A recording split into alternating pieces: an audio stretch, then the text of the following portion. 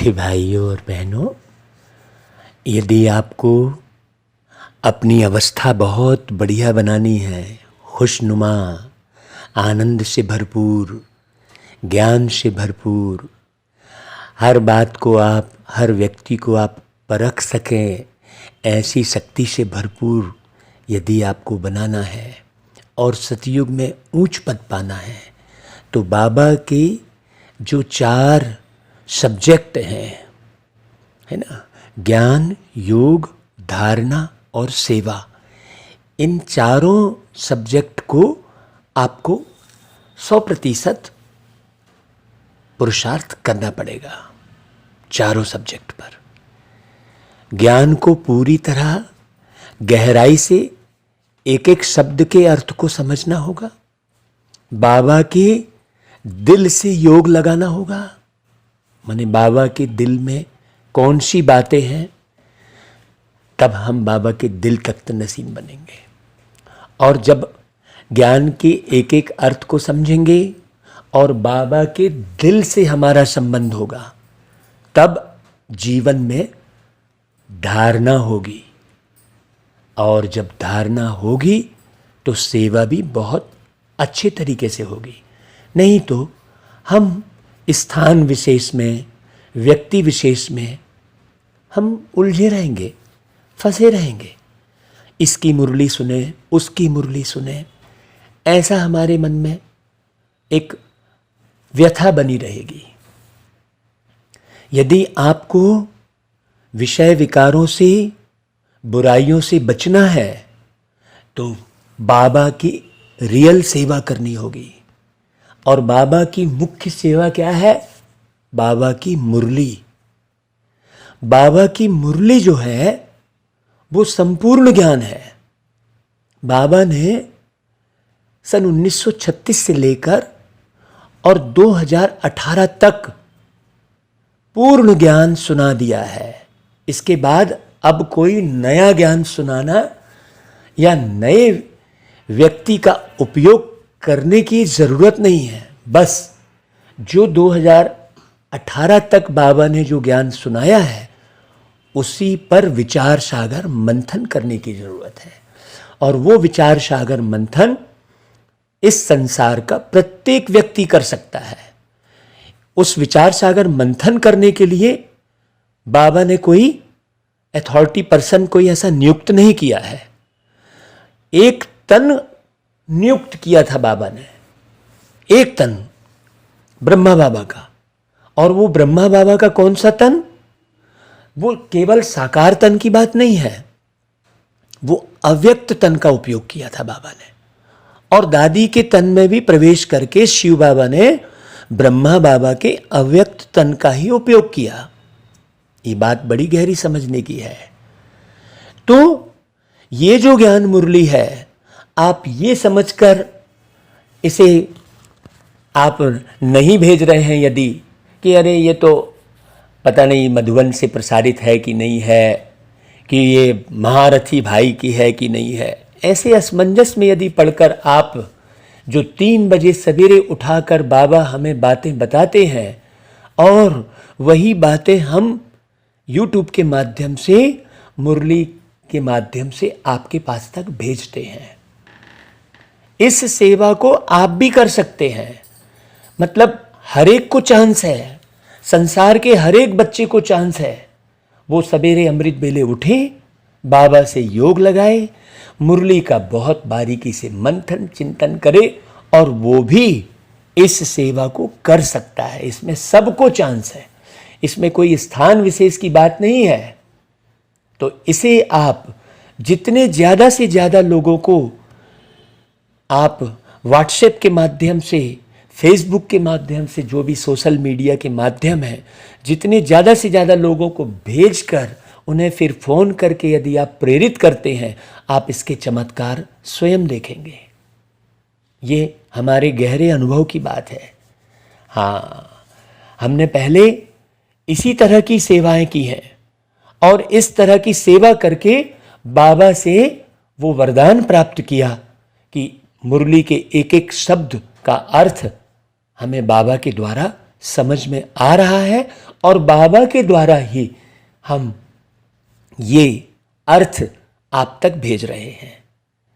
तो प्रतिदिन की मुरली को आप बहुत ध्यान से सुनकर, एकाग्र होकर सुनिए और एक निश्चित रूप से एक सेवा का आप मापदंड बनाइए कि मुझे प्रतिदिन इतने लोगों को भेजकर और फ़ोन करके सुनने के लिए प्रेरित करना है।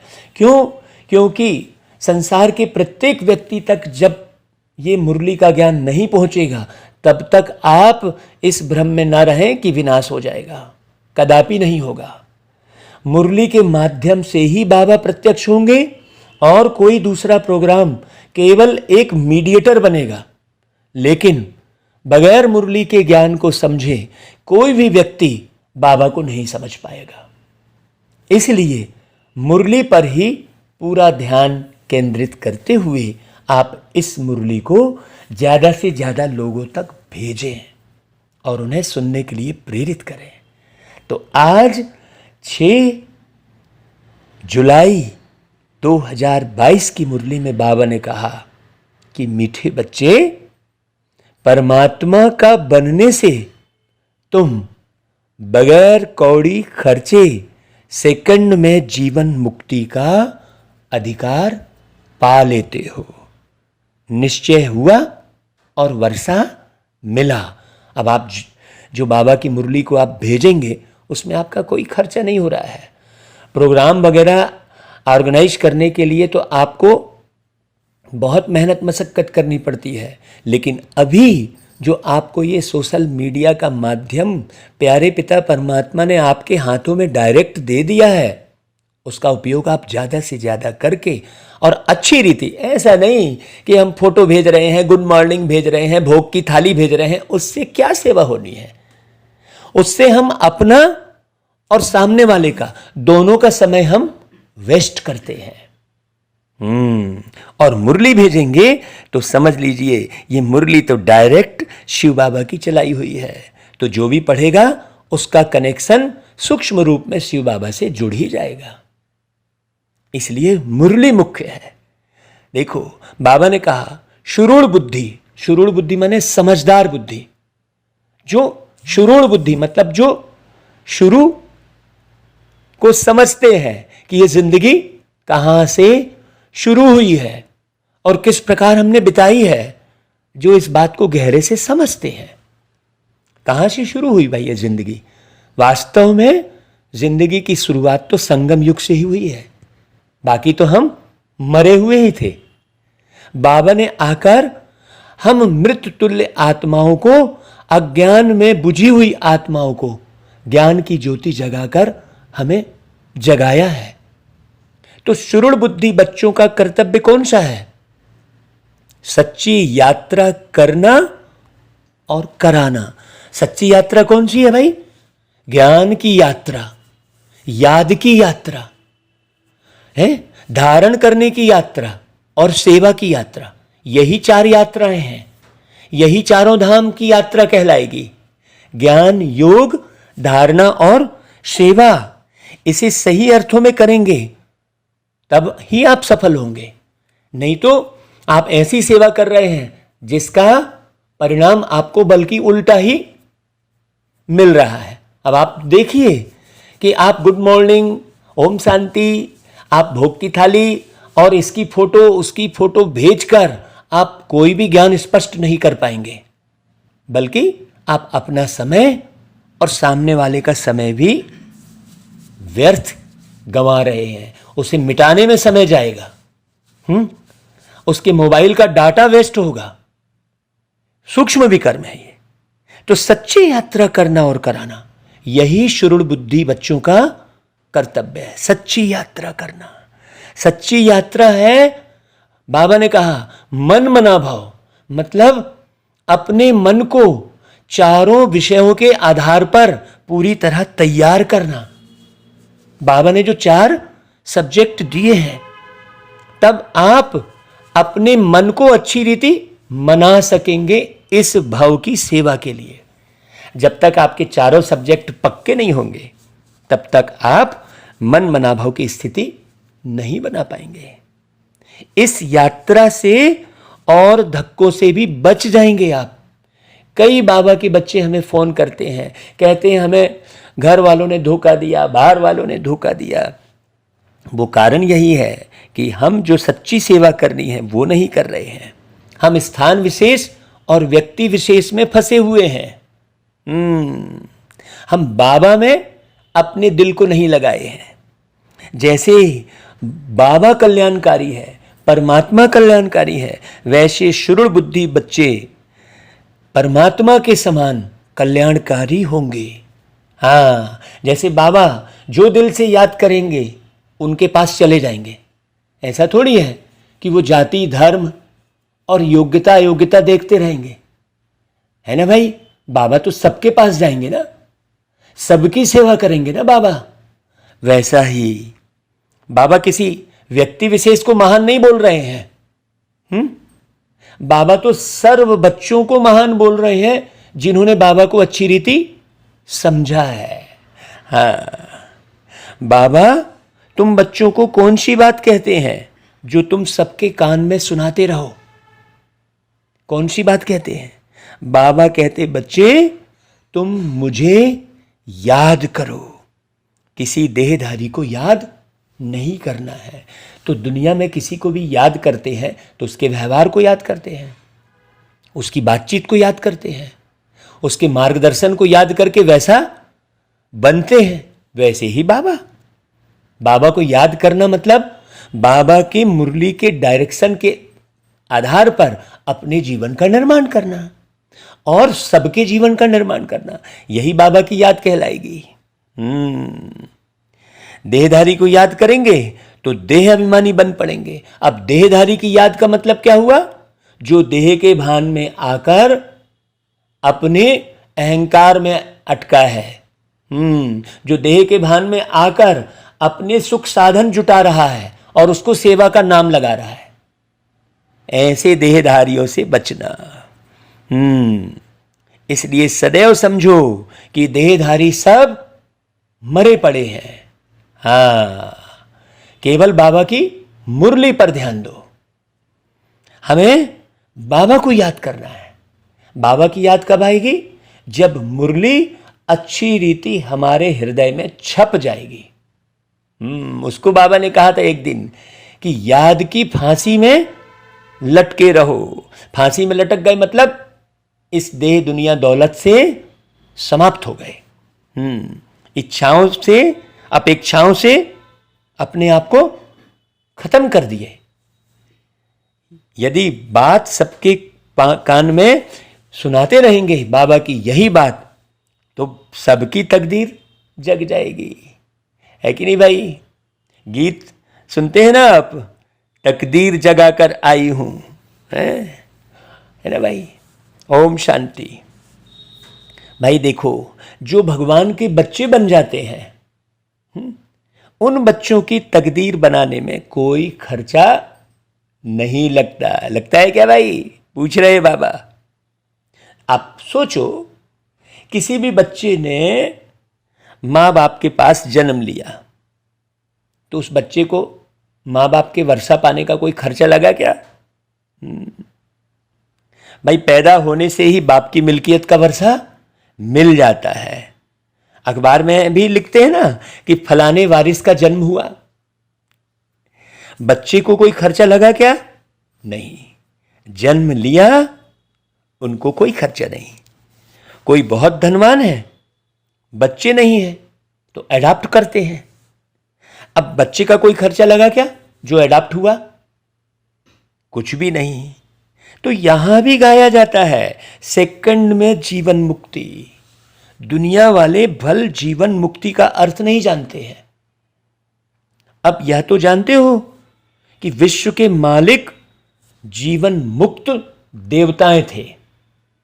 ये हम बच्चे जानते हैं, दुनिया में नहीं जान रहे हैं देवताएं कौन। भारत में ही जीवन मुक्ति होती है। अब प्यारे पिता परमात्मा शिव बाबा पूछते हैं कि परमात्मा के समान बनने में कोई खर्चा लगता है क्या? नहीं।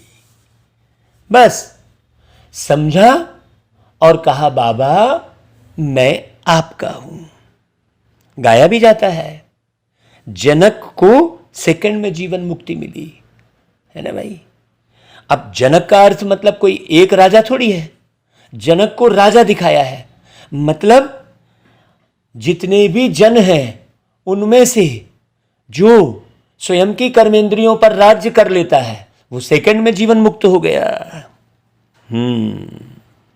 सिर्फ परमात्मा की पहचान मिली और जिनके लिए वो प्यारे पिता परमात्मा युक्तियां बतलाते रहते हैं। तो बताओ पारलौकिक परमपिता परमात्मा से आपका क्या संबंध है? अशरीरी वाला संबंध है कि शरीर वाला संबंध है? क्या संबंध है? परमपिता तो बोल ही रहे हैं, तो परमपिता तो एक संबंध है, लेकिन कैसा संबंध है? प्यार वाला संबंध है कि अधिकार वाला संबंध है? दोनों बातें समझिए। परमपिता वह तो है ही। बाबा कहते हैं मेरा बनने के लिए खर्चा लगता है क्या? कुछ भी नहीं, सिर्फ मेरा बनो, खर्चा कुछ भी नहीं है। कई लोग मुझसे कहते हैं कि भाई जी आप हमारे यहाँ आएंगे तो कितना पैसा लेंगे? हम बोलते नहीं भैया, हम 1 रुपया भी नहीं लेंगे, हैं? आप जन इकट्ठा करो बस, ताकि जन जन तक प्यारे बाबा का ज्ञान सही अर्थों में पहुंचाया जा सके। जन इकट्ठा कर लिए तो धन है ही। बस बाबा कहते हैं सिर्फ मेरा बनो, 1 सेकंड में जीवन मुक्ति, खर्चे की बात ही नहीं उठती। बच्चा आया, क्या खर्चा हुआ? तुम परमात्मा के बनते हो, क्या खर्चा हुआ? सिर्फ बुद्धि से ही निश्चय किया कि मैं आपका हूं। यह निश्चय हुआ है क्या? इसलिए निश्चय बुद्धि पर एक दिन पूरी क्लास बाबा ने करवाई थी। यह निश्चय हुआ है क्या कि बाबा मुरली चला रहे हैं? नहीं, यह निश्चय जिसको नहीं है वो व्यक्ति विशेष की मुरली ढूंढेगा, स्थान विशेष की मुरली ढूंढेगा। हाँ, समझते हैं ना कि परमात्मा से स्वर्ग की बादशाही मिलती है। हाँ, वो पिता है ना भाई, वो ही स्वर्ग के रचयिता हैं। उन्हें बाबा कहो, पिता कहो, परम पिता कहो, बाप कहो, जो शब्द अच्छा लगे वो कहो भाई, नहीं तो कई बाप शब्द में ही मूंझ जाते हैं, है? वे ही स्वर्ग के रचयिता है। स्वर्ग को और कोई मनुष्य आत्मा रच ही नहीं सकती। तो वर्षा मिलता है हेवन की बादशाही। बाबा क्या देने आए हैं? बादशाही देने आए हैं। निश्चय की बात है ना। बाबा कहते हैं आप पाई भी खर्चा नहीं करो भाई, याद से ही तुम हीरे जैसा बन जाएंगे। लेकिन याद भी कब आएगी भाई? किसी की भी याद कब आएगी? जब आप उनकी बातें सुनेंगे, अनजाने में थोड़ी याद आ जाएगी, है ना भाई। ये मुरली से क्या हो रही है? मुरली से प्यारे बाबा की बातें पता चल रही है। तो तुम कितने धक्के खाते हो? भक्ति मार्ग में यात्राओं पर मनुष्य बहुत धक्के खाते हैं। उनमें फिर पंडे भी रहते हैं, या तो कोई धर्माऊ पुरुष धक्के खिलाते रहते हैं, पैसे भी बहुत खर्च करते हैं, और मिलता क्या है? कुछ भी नहीं।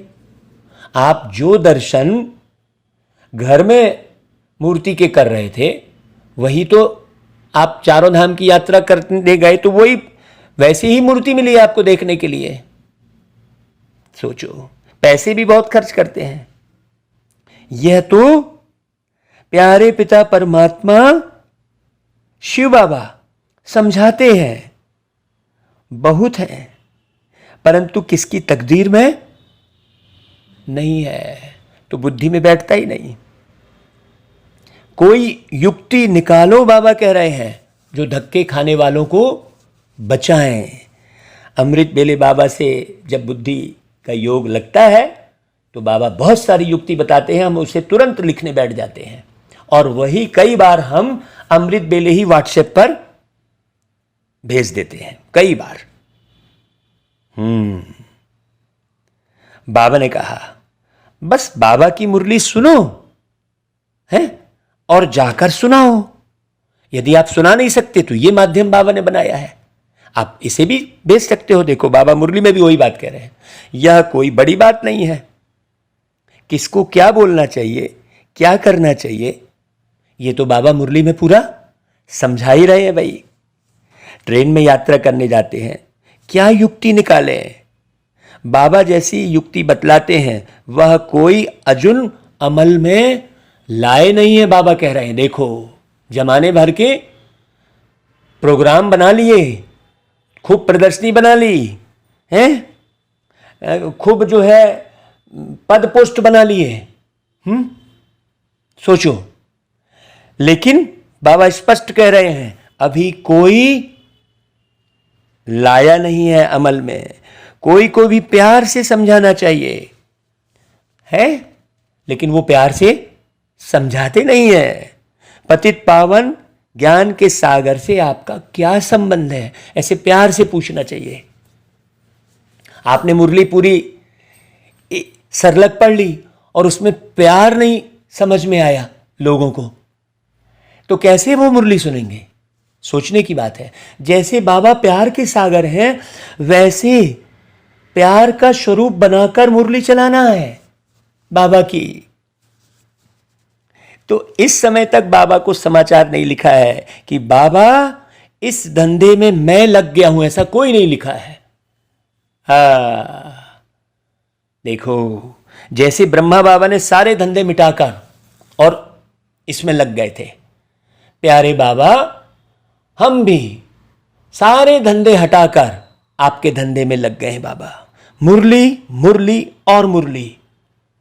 इसलिए ज्यादा से ज्यादा आप जो चैनल बाबा ने बनवाया है अनमोल मणि के नाम से, उसमें आप केवल बाबा की मुरलियां ही देखेंगे। और इसके कारण ही ये चैनल ज्यादा आगे नहीं बढ़ रहा है। क्यों? क्योंकि सारी दुनिया को जमाने भर के प्रोग्राम और गीत और नृत्य देखने की लालसा रहती है। हम तो कहते हैं मुरली को ही यदि उस स्वरूप में सुनाया जाए और भेजा जाए और प्रेरित किया जाए तो निश्चित रूप से बाबा हर एक के हृदय में प्रत्यक्ष हो जाएंगे। बाबा देखो बता रहे हैं, उदाहरण दे रहे हैं, एक एक उदाहरण दे रहे हैं, तो आप विचार करो। बाबा कहते हैं फलाने फलाने से पूछा है, वह क्या कहते हैं? कुछ भी बाबा को समाचार नहीं देते। अब हम जो फोन पर लोग अपना अनुभव सुना रहे हैं उसे भी हम YouTube चैनल पर डालेंगे।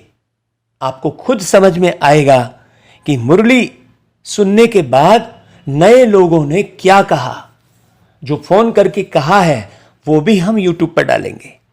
तो आपको मालूम पड़ेगा कि वास्तव में असली सेवा किसे कहेंगे। बाबा से तुम 1 सेकंड में जनक मिशल जीवन मुक्ति पा सकते हो अगर यह पहेली हल की तो। अभी जीवन मुक्त अवस्था बनाई ही नहीं है किसी ने भाई। बाबा फर्स्ट क्लास बात सुनाते हैं। देखिए बाबा क्या बोल रहे हैं, प्लास्टिक पर छोटे कार्ड छपवा लो, अच्छे पोस्ट कार्ड हो जो कहां भी भेज सकें। ये बाबा पहले की बात कर रहे हैं। जब बाबा आए थे उस समय कार्ड छपते थे। हमने भी विजिटिंग कार्ड छपाकर उसमें बाबा की मुख्य पॉइंट छपवाई थी। तीर्थों पर तो धक्के ही खाते रहते हैं। तुम लिख भी सकते हो कि जन्म जन्मांतर के धक्कों से छूटना चाहते हो तो यह पहेली हल करो। और आज सुबह अमृत बेले से बाबा यही बात बता रहे थे। मुझे भी बड़ा, माने ये वंडर नहीं कहेंगे, ये तो निश्चित रूप से क्लियर हो रहा है कि मुझ आत्मा का संबंध बहुत गहरे से परमात्मा से हो गया है। इसीलिए वही बातें अमृत बेले आती हैं, फिर हम मुरली उठाकर पढ़ते हैं तो वही बातें आती हैं। बाबा ने यही बातें लिखवाई हैं और आज हमने सवेरे से बहुत लोगों को वो व्हाट्सएप भी किया है, आप उसे जरूर पढ़ लेना। बाबा कहते हैं कि बाबा अक्षर तो देते हैं, कोई बुद्धिमान बच्चा हो जो ठीक रीति लिखकर आवे और अच्छा छपाकर भेजे। देखो बाबा मुरली में अक्षर दे रहे हैं, लेकिन उसको और उसके भावार्थ को गहरे से समझने वाले बच्चे चाहिए। ऐसे नहीं हूबहू मुरली सुना दिए। अब आप सुनते रहिए, 100 साल सुनते रहेंगे हूबहू मुरली, तो आपके भेजे में घुसेगी नहीं। जब बुद्धि क्लियर ही नहीं होगी तो आप ज्ञान योग में चल कैसे पाएंगे। कई जगह हमने देखा, कहते हैं हम 12 साल 15 साल से ज्ञान में चल रहे हैं और उनके बच्चे ही 7-8 वर्ष के दिखाई दे रहे हैं। अब बताइए, 10 साल के उनके बच्चे दिखाई दे रहे हैं और 1-2 बच्चे नहीं, 3-3 4-4 बच्चे, तो वो कैसे ज्ञान में चल रहे हैं। बोले हम 12-15 साल से ज्ञान में चल रहे हैं। माने वो रियलिटी समझ में ही नहीं आई है। हम ऐसे पूरे देश में घूमकर कितने स्थानों पर देखे हैं, और वो ज्ञान योग की क्लासेस करा रहे हैं, सोचिए, और कोई उनको ध्यान खिंचवाने वाला ही नहीं है। सोचिए बुद्धि किस तरफ भाग रही है लोगों की, समझने की जरूरत है बहुत। अच्छा, इसलिए बाबा आज 6 जुलाई 2022 की मुरली में भी बच्चों को उल्हाना दे रहे हैं, बहुत प्यार का उल्हाना। बाबा कहते हैं युक्तियां बहुत अच्छी बता रहे हैं। जनक को सेकंड में जीवन मुक्ति मिली। हाँ, बाबा कहते हैं बहुत सुंदर प्लास्टिक के कार्ड हो, उसमें त्रिमूर्ति का ठप्पा लगावे ना लगावे ऐसी कोई बात नहीं है, लेकिन युक्तियां अच्छी बता रहे हैं बाबा। बाबा कहते हैं लोग तो सिर्फ गाते रहते हैं सेकंड में जीवन मुक्ति, लेकिन किसी को कोई पता ही नहीं है। भल अष्टापा गीता में है, परंतु उससे कोई समझ नहीं सकते। दंत कथाएं भर दी हैं खूब सारी, है ज्ञान तो थोड़ा सा रहता है, बाकी सब कथा कहानी रहती है। तुम प्रैक्टिकल में समझाने बैठे हो और किसी के समझ है नहीं। समझदार है तो एक गॉड फादर, तो हमको उनकी मुरली को ही स्पष्ट करके भेजना चाहिए सब तरफ। बाकी सब को तो रावण ने नॉन सेंसिबल बना दिया है ना भाई। पावन को सेंसिबल और पतित को नॉन सेंसिबल कहा जाता है, ये कोई भी नहीं जान रहा है। इस बेहद की बात को कोई जानते ही नहीं है। यह तो बिल्कुल सिंपल है। सिर्फ बोले हाँ बरोबर हमारा पिता है, पिता से तो जरूर बगैर कोई खर्चा बच्चे को वर्षा मिलना ही चाहिए भाई। बच्चा पैदा होता है और वर्षा मिल जाता है। तो अभी देखो आप पैदा हुए हो कि नहीं हुए हो।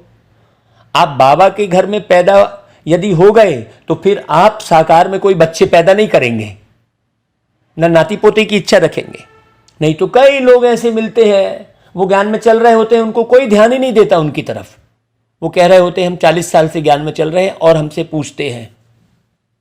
अब चूंकि हम भागवत कथा करते हैं तो लोग हमें महाराज समझते हैं, तो समझते हैं कि ये महाराज बता देंगे। और वो 40 साल से ज्ञान में चल रहे हैं, बता रहे होते हैं, और कहते हैं कि महाराज देखिए तो मेरे बहू का पुत्र कब होगा, ऐसा वो पूछते हैं। सोचो, तो ऐसे लाखों लोग हमने देखे हैं। अभी बताइए निर्माण हुआ कहां है।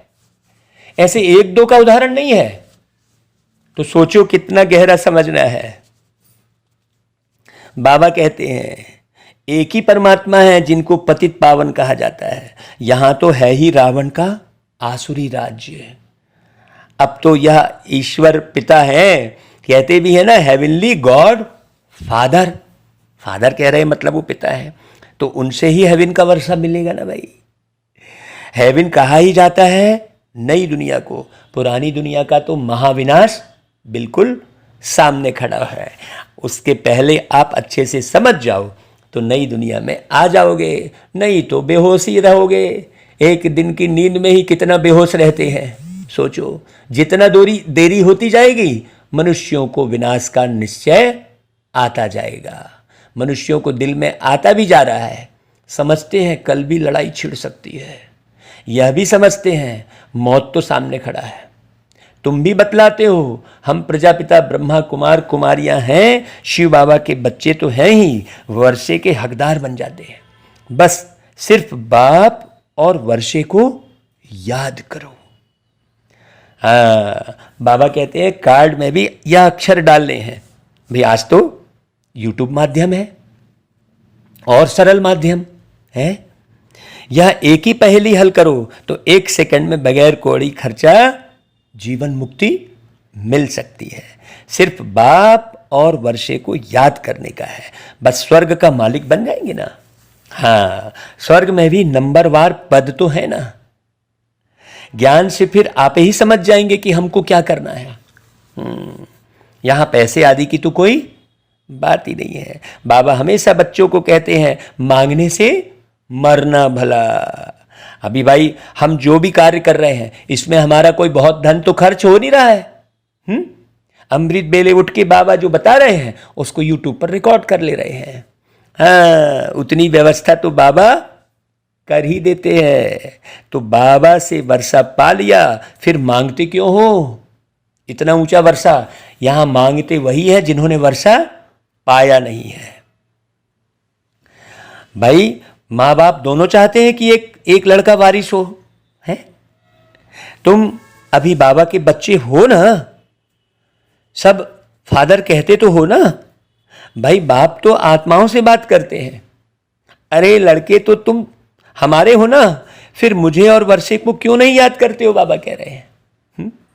इन लड़कों से बात करता हूं। लड़के मतलब यहां पर क्या हुआ, आत्माएं। आत्मा ही लड़का है ना भाई। हाँ, देखो बाबा कैसे शिव ब्रह्मा बाबा के तन में कैसे शिव बाबा बोल रहे हैं। देखो मैं इन लड़कों से बात करता हूं ब्रह्मा तन द्वारा, है। ब्रह्मा के भी तुम बच्चे ठहरे, नहीं तो ब्रह्मा के घर आ कैसे सकते। भाई ब्रह्मा कुमार कुमारियों को वर्षा मिलता है परमात्मा दादा का। स्वर्ग का रचयिता कोई ब्रह्मा थोड़ी है।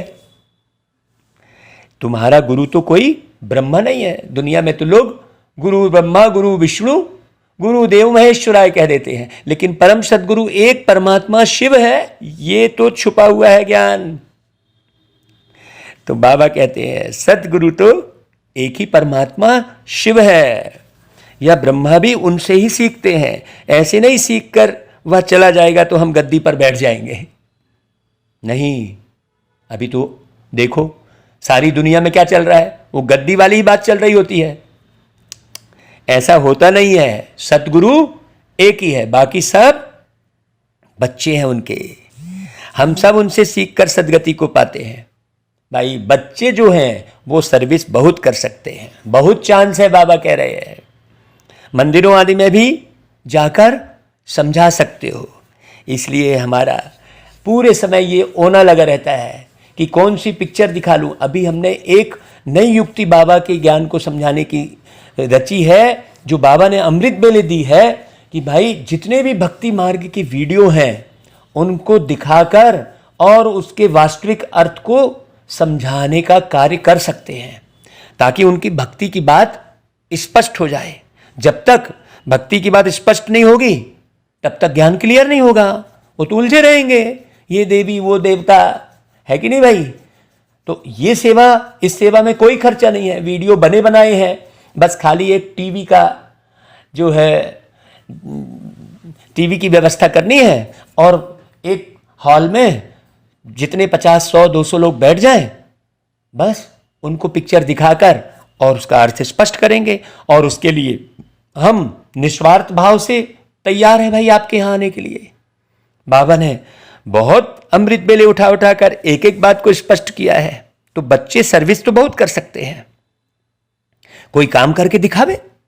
बस खाली सुना मुरली और वाह मुरली अच्छी मुरली कह दिया, ऐसे थोड़ी बनेगी बात।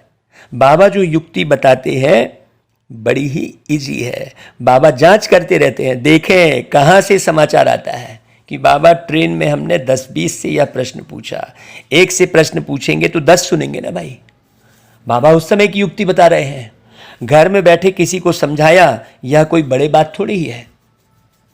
बाप कहते हैं सिर्फ बाबा और वर्षे को याद करो। छोटे बच्चे को तो बुद्धि में नहीं रहता है, जब बालिग होता है तब बुद्धि में रहता है। तो बालिग बनो, छोटे बच्चे बस मत बने रहो बाबा बाबा कहते हैं। तुम्हारे तो आर्गन्स बड़े हो गए हैं, सेकंड में जीवन मुक्ति मिलती है। जानते हो बाबा हमें स्वर्ग का वर्षा देते हैं। बेचारे मनुष्य बाहर बहुत धक्के खाते रहते हैं, भाई उन्हों को कैसे छुड़ाए, ये होना रहना चाहिए। इसमें युक्तियां बहुत चाहिए। कितनी बच्चियां घर बैठे लिखती हैं कि बाबा हम तो आपके हो गए, कभी देखा भी नहीं, मिला भी नहीं। लिखती है बाबा हम आपके हैं, आपसे वर्षा हम लेकर ही रहेंगे, ऐसा लिखती हैं। मार भी खाती रहती हैं। ऐसी बच्चियां बहुतों से आगे जा सकती हैं। देख लो बाबा किधर इशारा कर रहे हैं, सोचो। गृहस्थियों की तरफ पूरा इशारा है बाबा का। तो जरा ध्यान से मुरली को सुनना और समझना। बाबा की भी सुनी अनसुनी कर देते हैं कई, हैं। तुम कोई भी भाषा में कार्ड छपवा सकते हो, काम करने वालों की बुद्धि चलनी चाहिए। बाबा कोई जास्ती काम थोड़े ही देते हैं। उस दुनिया की गवर्नमेंट कितनी बड़ी पंचायतें हैं विनाश के लिए, है। तुम्हारे पास अविनाशी पद पाने के लिए कितनी अच्छी युक्तियां हैं, है? भक्ति मार्ग में बहुत खर्चा करते हैं और तुम देखो क्या कर रहे हो। सोचो तुम्हारा कोई तीर्थ यात्रा में ऐसा कोई खर्चा हो रहा है क्या?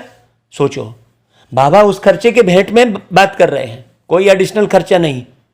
आप तीर्थ करने जाओगे तो कितने खर्चे होंगे आपके, सोचो।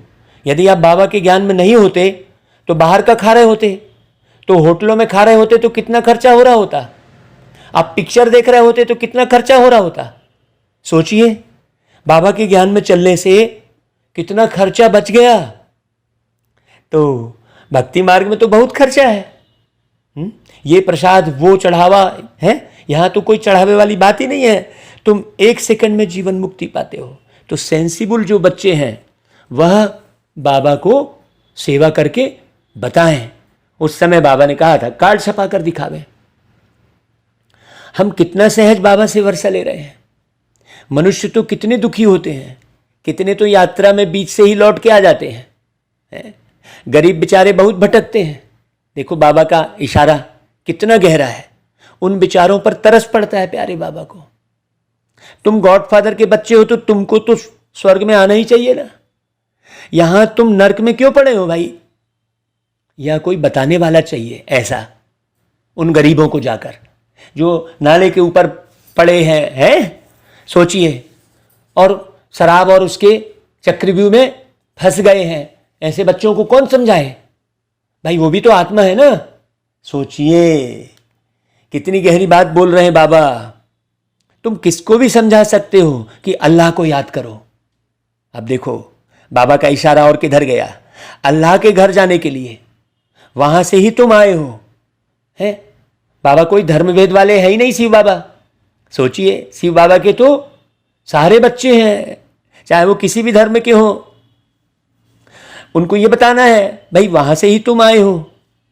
अब बाबा को याद करो। नन वट वन, नन्स को ही समझाना पड़े। देखो सभी धर्मों की बात कर रहे बाबा। तुमको याद करना है गॉड को। क्राइस्ट ने भी उनको याद किया है। समझो ब्रह्मा चले जाते हैं तो भी तुमको याद तो शिव बाबा को करना है ना भाई। और अभी तो ब्रह्मा चले गए।